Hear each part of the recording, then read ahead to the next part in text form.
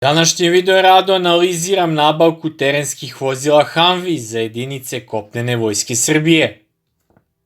Naime, pre 10 dana u svom gostovanju na TV Pink predsjednik Srbije je obelodanio da je za jedinice vojske Srbije nabavljeno 118 borbenih vozila američke proizvodnje Humvee, odnosno HMMVV pogona .a 4x4.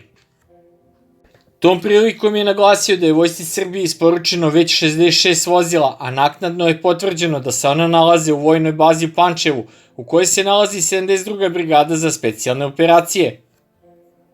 Naime, američka ambasada u Srbiji objavila je na svom Instagram kanalu da su vozila u kasarni u Pančevu i da će biti korišćena između ostalog za potrebe učešća u međunarodnim mirovnim misijama.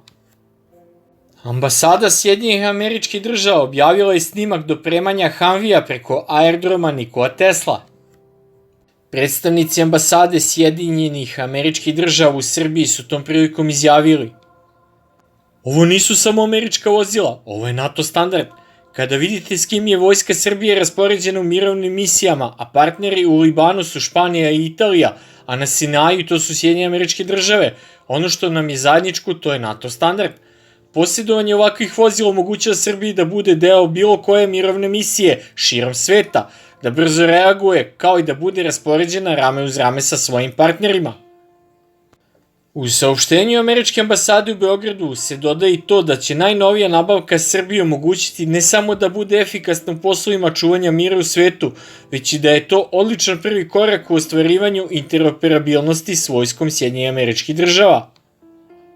Vojska Srbije dobila je 66 lakih oklopnih vozila Humvee, poznatih i kao Hammer, kupljenih preko komercijalnog ugovora sa američkom kompanijom AM General.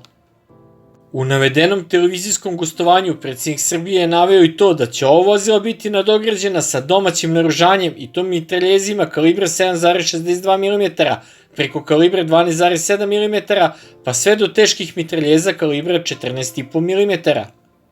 Sjedinjene Američke Države su 2012. i 2017. godine dale vojsci Srbije ukupno 40 vozila tog tipa, a vojska ih je koristila uglavnom u tadašnjoj specijalnoj brigadi, odnosno bataljonu u Pančevu i u 31. pešadijskom bataljonu iz Zaječara u sastavu 3. brigade kopnene vojske.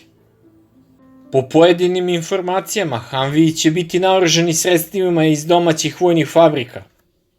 Planirano je da novi primjerci budu opremljeni mitraljezom kalibra 12,7 mm ili automatskim bacačem granata postavljenim na univerzalnom nosaču.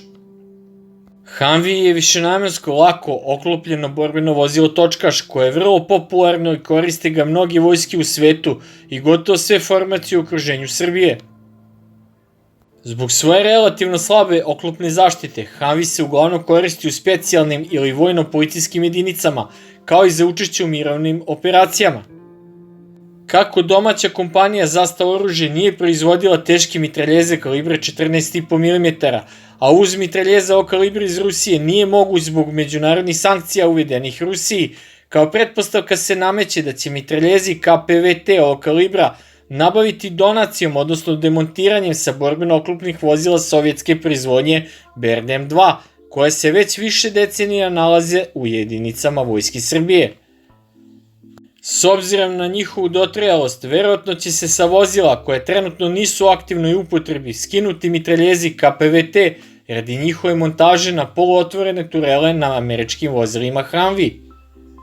Posle ove kupovine navedenih američkih vojnih terenskih vozila Humvee, kopnena vojska Srbije će u svojim jedinicama imati 158 ovih vozila koje će se prvenstveno koristiti u vojnim vežbama tipa Platinasti Vuk i u mirovnim misijama.